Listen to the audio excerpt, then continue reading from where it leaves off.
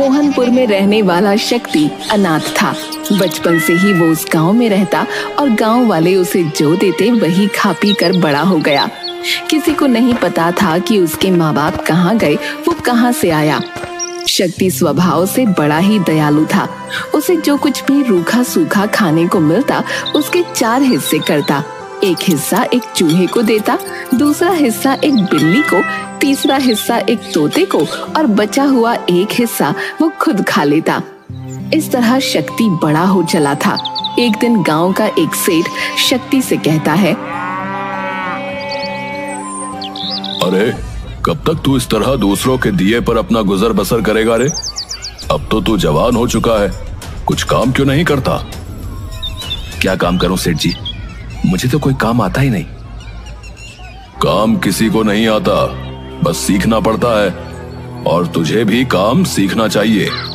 सारा दिन चूहे बिल्ली और तोतों के बीच में बैठा रहता है। ना तो मेरे माँ बाप हैं, ना भाई बहन और ना ही कोई रिश्तेदार। मुझे कौन सिखाएगा? आप सबकी कृपा से मैं जीवित रह गया और ये जानवर भी तो आप सबकी कृपा से ही पल रहे हैं।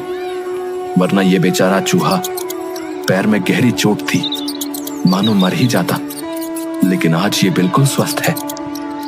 और ये तोता, न जाने किसने इस बेचारे के पंख काट दिए थे, लेकिन अब ये पूरी तरह ठीक है।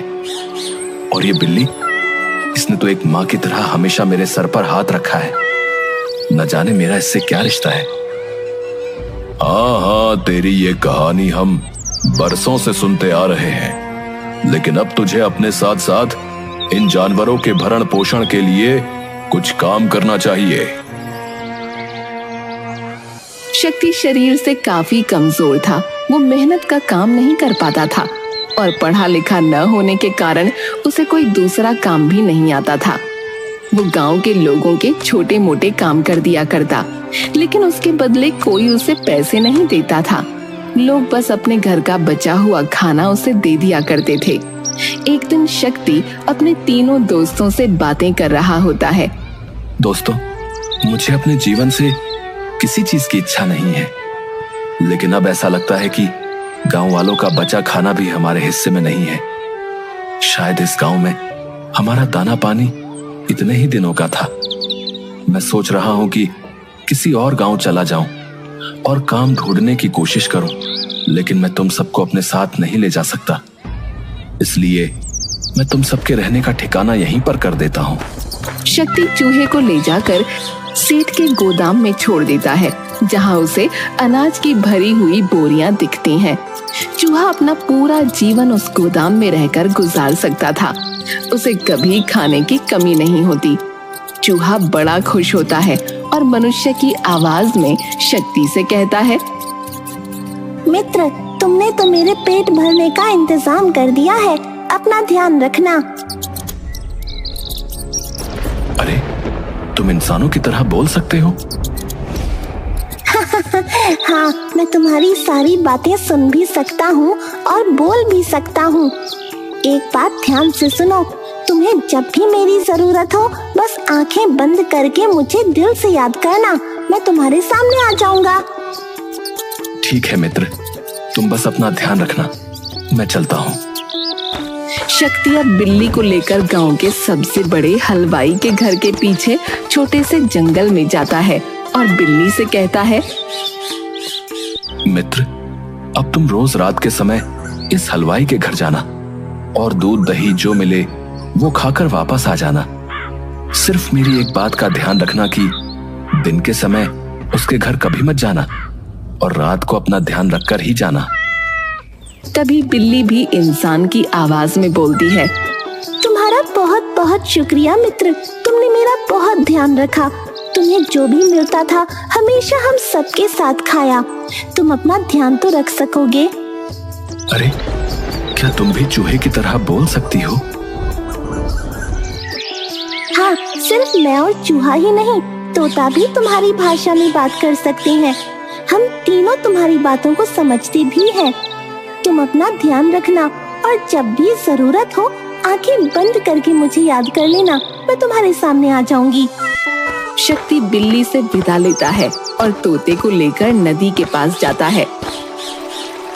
मित्र, मैं जानता हूँ कि तुम भी चूहे और बिल्ली की तरह ही बोल सकते हो और मेरी हर बात समझते भी हो, इसलिए तुम भी अपना ध्यान रखना, शिकारी से बचकर रहना।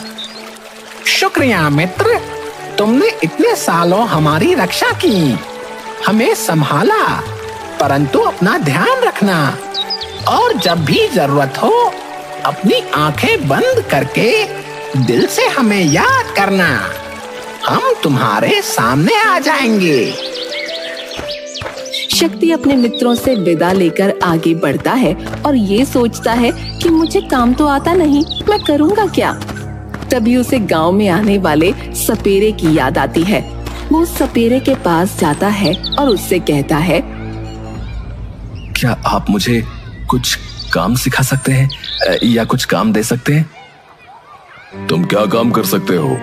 मेरा काम तो बड़ा जोखिम का है, इसे सीखने में बहुत समय लगता है। सांपों को पकड़ना, उनके जहरीले दांत निकालना बड़ा मुश्किल काम है, इसमें जान भी जा सकती है। बिना भोजन की भी तो जान जा ही सकती है। ठीक है, अगर तुम यही चाहते हो तो तुम मेरे साथ रह सकते हो। कुछ समय तक शक्ति सपेरे के साथ रहता है और काम सीखने की कोशिश करता है, लेकिन अपने दया भाव की वजह से उसे सांपों को जंगल से पकड़कर लाना और उनके दांत निकालकर उन्हें कैद करना बिल्कुल पसंद नहीं आ रहा था। एक दिन वो अकेला ही सांप पकड़ने जंगल में जाता है और एक सांप को पकड़ भी लेता है। तभी उसके मन में दया भाव जागृत होती है और वो उस सांप को वापस जंगल में छोड़ देता है। तभी सांप बोल पड़ता है, मुझे इस जंगल में मत छोड़ो, मैं बहुत बूढ़ा हो चुका हूँ। अगर तुम मुझे यहाँ छोड़कर जाओगे तो इस जंगल के जानवर मुझे खा लेंगे, क्योंकि मैं अब भाग भी नहीं सकता। क्या तुम भी इंसानों की तरह बोल सकते हो? हाँ, मैं तुम्हारी तरह बोल सकता हूँ। लेकिन मैं तुम्हें कहाँ पर छोड़ूं जहां तुम सुरक्षित रहोगे? तुम ही मुझे कोई ऐसी जगह बता दो। तुम मुझे लेकर जंगल में पूर्व दिशा की ओर चलो। शक्ति सांप को लेकर जंगल की पूर्व दिशा की ओर बढ़ता है और तभी उसे एक गुफा दिखाई देती है, जिसे देखकर सांप शक्ति से कहता है, तुम मुझे इस गुफा के पास छोड़ दो और मेरी पूंछ को कसकर पकड़ना। अब ठीक है।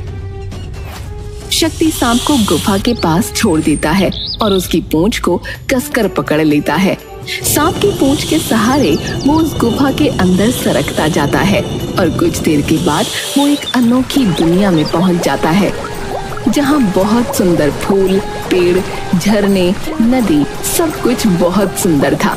वहीं पास में एक बहुत बड़ा सुंदर महल भी था। सांप अपनी केंचुली छोड़ता है और एक सुंदर से राजकुमार के रूप में शक्ति के सामने खड़ा हो जाता है। अब तुम कौन हो और तुमने अपना रूप कैसे बदला?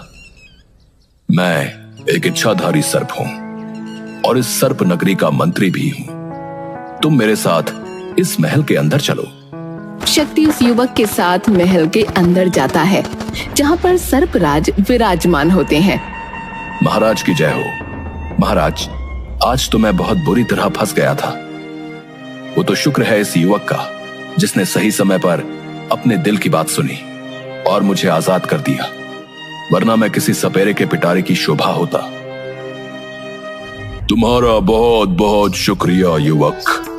आज तुमने हमारे मंत्री की रक्षा करके हमारा दिल जीत लिया है। मैंने तो बस अपने दिल की बात सुनी महाराज।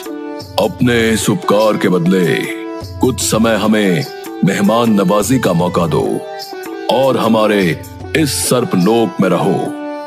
अब जैसी आपकी आज्ञा महाराज। शक्ति कुछ समय तक सर्प लोक में ही रहता है। सर्पराज शक्ति की बोलचाल और उसके स्वभाव से बहुत प्रभावित होते हैं और मन ही मन अपनी इकलौती पुत्री का विवाह उससे करने की ठान लेते हैं। इस विषय में वो अपने मंत्रियों से सलाह करते हैं और उन सब की सहमति के बाद वो शक्ति से बात करके अपनी पुत्री और शक्ति की शादी कर देते हैं। सर्पराज की पुत्री बहुत ही सुंदर थी। उसके बाल सुनहरे और लंबे थे। जो उसे एक बार देख लेता वो जीवन भर उसके रूप और केश को भूल नहीं पाता था। विवाह के बाद दोनों सर्पलोक में ही खुशी खुशी रहते हैं। एक दिन शक्ति सर्प कुमारी नागमणि से कहता है, नागमणि, अब हमें यहाँ से चलना चाहिए और मुझे हम दोनों के लिए नया घर भी बनाना है। ठीक है, परंतु आपको पहले पिताजी से आज्ञा लेनी होगी और जब वो आपको जाने की आज्ञा दे दें और आपसे कुछ मांगने को कहें तो आप पहले उनसे ये वादा ले लीजिएगा कि वो आपके द्वारा मांगी गई वस्तु आपको दे दें। आप उनके गले में पड़ी हुई मोतियों की माला मांगना। ठीक है। शक्ति सर्पराज के पास जाता है और नागमणि को साथ लेकर वहां से जाने की आज्ञा मांगता है। अगर तुम्हें यही उचित लगता है तो मैं तुम्हें नहीं रोकूंगा।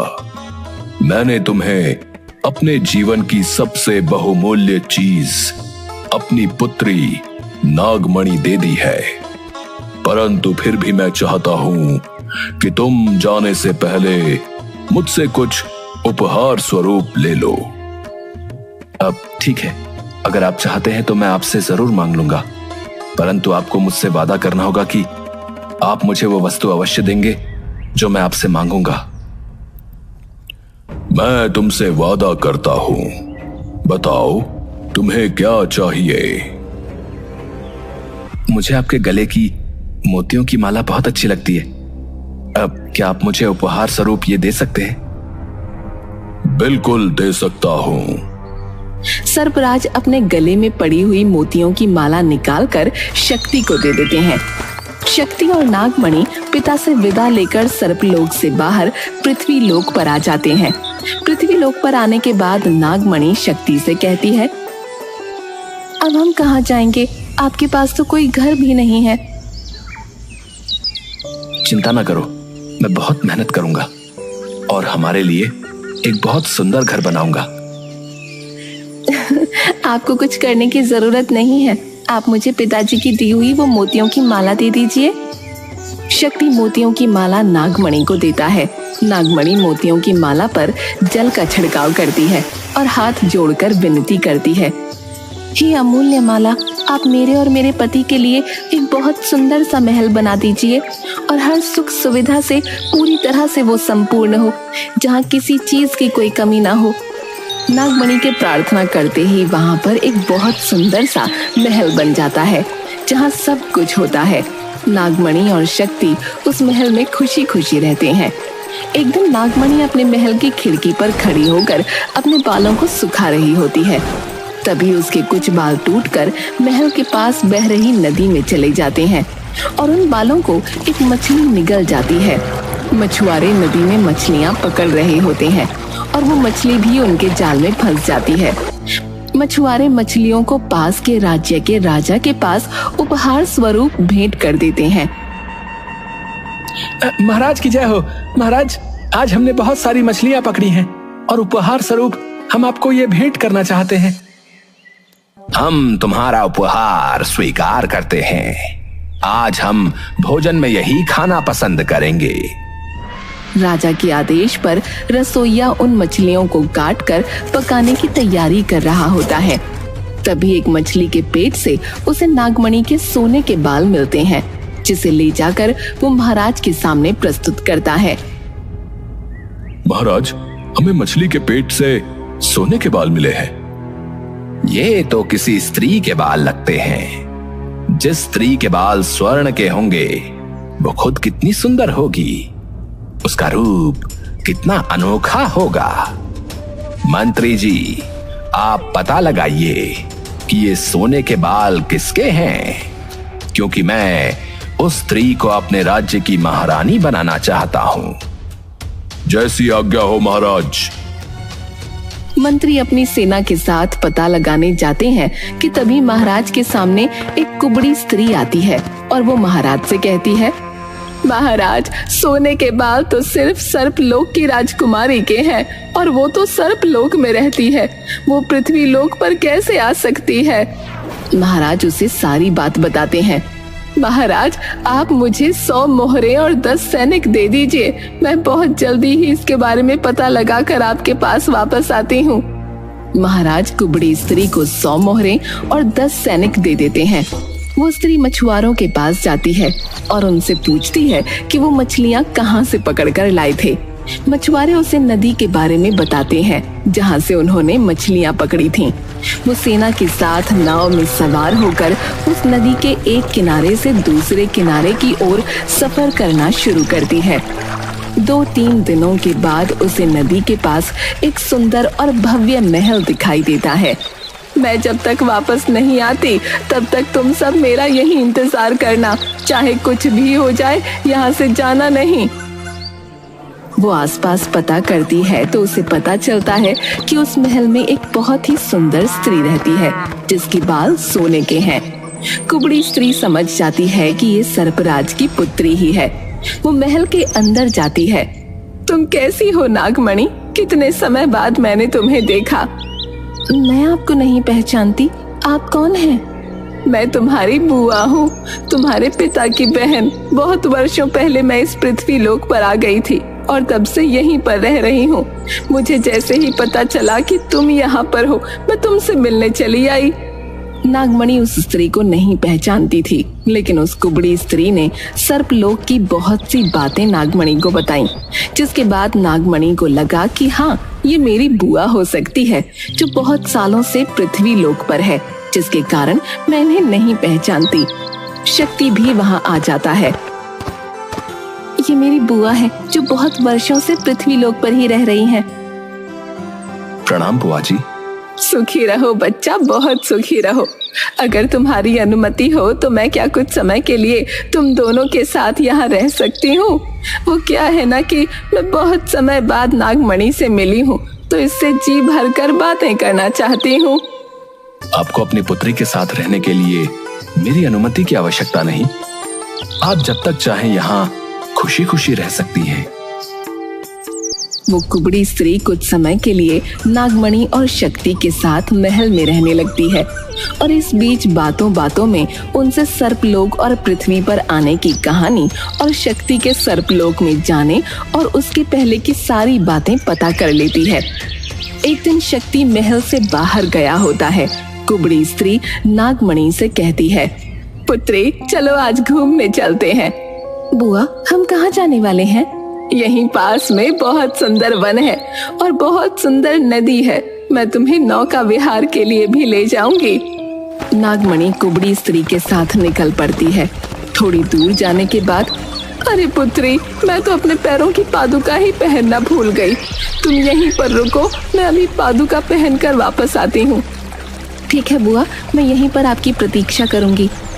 कुबड़ी स्त्री महल में वापस जाती है और मोतियों की माला चुराकर अपनी चरण पादुका पहनकर वापस नागमणि के पास आ जाती है। चलो पुत्री, अब हम थोड़ी देर नौका विहार के लिए चलते हैं। हाँ बुआ, मैंने बहुत समय से नौका विहार नहीं किया। दोनों नौका में बैठ जाते हैं। कुबड़ी स्त्री अपने साथ आए हुए सैनिकों को इशारा कर देती है और वो नौका को तेजी से नदी के दूसरे तट की ओर ले जाने लगते हैं। नागमणि को कुछ सही नहीं लगता। हम कहाँ जा रहे हैं बुआ? और ये लोग इतनी तेज नौका क्यों चला रहे हैं? चुपचाप इस नौका में बैठी रहो और शोर मचाने या कुछ करने की जरूरत नहीं है, क्योंकि तुम्हारी रक्षा करने यहाँ कोई नहीं आएगा। नागमणि समझ जाती है अब यहाँ चिल्लाने या कुछ कहने का कोई फायदा नहीं, क्योंकि उसकी आवाज सुनने वाला यहाँ कोई भी नहीं। कुछ समय में वो कुबड़ी स्त्री और सैनिक नागमणि को लेकर राजा के पास पहुंच जाते हैं। महाराज, ये रही आपकी सोने के केश वाली स्त्री। इसका नाम नागमणि है। हम तुम्हारे काम से बहुत प्रसन्न हुए। बताओ तुम्हें क्या चाहिए? महाराज, इस अनमोल स्त्री के बदले मैं आपसे क्या मांग सकती हूँ? महाराज कुबड़ी स्त्री को बहुत सा धन, सोने चांदी, जेवर, हीरे जवाहरात देकर वहाँ से भेज देते हैं। परंतु कुबड़ी स्त्री जादुई मोतियों की माला के बारे में राजा को कुछ नहीं बताती और वहाँ से चली जाती है। दूसरी तरफ नागमणि को पूरा विश्वास था कि शक्ति उसे ढूंढता हुआ बहुत जल्द उसके पास आ जाएगा, क्योंकि वो जानती थी कि शक्ति के पास मोतियों की जादुई माला है। राजा नागमणि के पास आता है। तुम्हें किसी बात से डरने की जरूरत नहीं है। मैं सिर्फ इतना चाहता हूँ कि तुम खुशी खुशी मेरे साथ इस राज्य की महारानी बनकर रहो। मुझे ये स्त्री धोखे से यहाँ लाई है, परंतु आपके स्वभाव से मैं प्रभावित हुई। मैं आपसे सिर्फ एक विनती करना चाहती हूँ। अगर आपको उचित लगे तो क्या आप मेरी एक इच्छा पूरी कर सकते हैं? बताओ, तुम्हारी क्या इच्छा है? हम जरूर पूरी करेंगे। मैं सिर्फ इतना चाहती हूँ कि आप 6 महीने तक मेरे पास आने की कोशिश मत कीजिए, और 6 महीने के बाद आप जैसा चाहेंगे मैं वैसा ही करूँगी। महाराज तो नागमणि के रूप पर पहले ही मोहित हो चुके थे। उन्होंने तुरंत कहा, ठीक है, तुम जैसा चाहती हो वैसा ही होगा। बस मैं ये चाहता हूँ कि तुम खुशी खुशी हमारे महल में महारानी बनकर रहो। दूसरी तरफ शक्ति जब अपने महल में वापस आता है तो नागमणि उसे वहाँ नहीं दिखती, और जब वो मोतियों की माला को ढूंढता है तो वो भी उसे नहीं मिलती। वो समझ जाता है कि ये सब उस कुबड़ी स्त्री का ही काम है। वो नागमणि को ढूंढने की बहुत कोशिश करता है, लेकिन उसे कुछ पता नहीं चलता। 2-3 दिन के बाद वो खुद से बोलता है, न जाने मेरी नागमणि कहाँ होगी और किस हाल में होगी। ये सारी मेरी गलती है जो मैंने उस दुष्ट कुबड़ी स्त्री पर विश्वास किया। जादुई मोतियों की माला भी वही लेकर गई होगी, लेकिन अगर वो नागमणि के पास होती तो अब तक नागमणि वापस आ चुकी होती। मैं क्या करूं? किससे मदद मांगूं? वो रोने लगता है। तभी उसे अपने मित्रों की याद आती है। वो अपनी आंखें बंद करके अपने मित्र चूहा, बिल्ली और तोते को याद करता है। क्षण में वो तीनों शक्ति के सामने खड़े होते हैं। क्या बात है मित्र, तुम बहुत उदास लग रहे हो। मित्रों, मैं बहुत मुसीबत में हूँ। मेरी पत्नी नागमणि कहीं खो गई है और मेरे पास जो जादुई माला थी वो भी खो गई है। मैं सिर्फ अपनी पत्नी को वापस पाना चाहता हूँ। क्या तुम तीनों मेरी नागमणि को ढूंढने में मेरी मदद कर सकते हो? तुम बिल्कुल फिक्र मत करो, हम सब मिलकर नागमणि को जल्दी ढूंढकर वापस ले आएंगे। तीनों मित्र आपस में सलाह करते हैं और निर्णय लेते हैं कि तोता उड़ सकता है और वो दूर दूर तक जाकर नागमणि का पता आसानी से लगा सकता है। ठीक है, तुम सब यहीं पर मेरा इंतजार करना। मैं नागमणि का पता लगाकर जल्दी वापस आता हूँ।